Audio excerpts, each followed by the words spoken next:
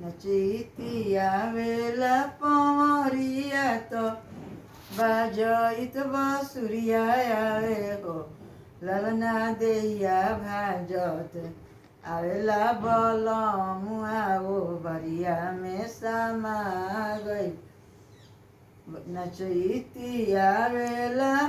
पवरिया तो बजइत बसुरिया आवे हो ललना दैया भाजत आवेला बलमुआ ओ बरिया में समा गइल काहे जानी मुँह पियरइले त ओठवा जुरा गइले हो धनी कवन कवन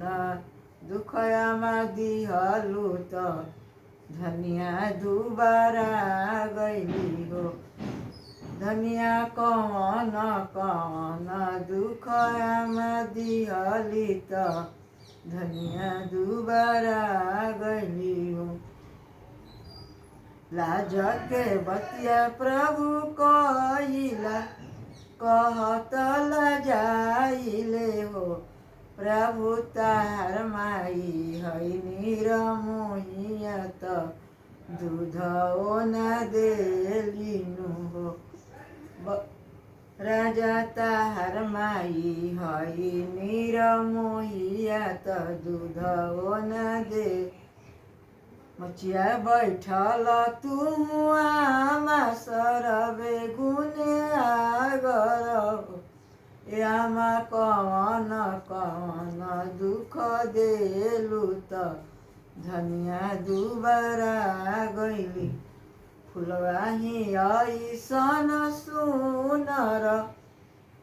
पनवा ऐसन पातर हो आमा कवन कवन दुखवा देलु त धनिया दुबारा गइली हो कटोरवाही भरी बबुआ दूध देनी तरे ऊपर छलिया देनी हो बबुआ तरे नजरिया बड़ी बाउर त धनिया दुबारा गइली हो सौरी पैसा ल तू भाभी को सरबे गुनयागर हो ए भाभी कवन कवन दुखवा देलु त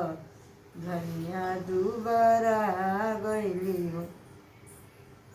तारे तारे ही ऊपर बबुआ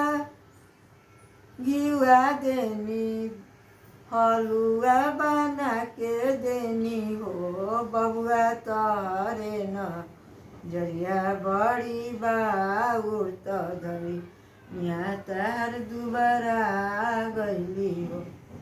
नचैती आवेला पवरिया त बजइत बसुरिया आवे हो ललना दैया भाजत आवेला बल मुआ सौरिया में समा गई कौन कौन हम तोहे पूछिला धनिया सरबे गुने आगर हो ए धनी कौन कौन दुखवा बहिनी देली त धनिया दुबारा गइली हो मचिया सुपली खेलत तू ननद सरबे गुने आगर हो ए बहिनी कवन कवन दुखवा देलु त धनिया दुबारा गइल फुलवाही ऐसन सुनर पनवा ऐसन पातर हो भैनी कवन कवन दुखवा देलु त धनिया दुबारा गइली हो छिपा भर दिहनी भात कटोरवा भरी दाल देनी हो भैया आमावा के मंगलिया चरवा तो नहीं उनका मिलल ओही करने दूबर बाड़ी हो भैया आम के चटनिया नहीं मिलल ओही कारण दूबर बाड़ी हो देहिया भाजत आवेला बोलमुआ ओ बरिया में समा गईले हो धनी कौन कौन दुखा भय ले तो धनिया दुबारा गईलो। मेरे गीत अच्छा लगा तो लिखिएगा कमेंट में।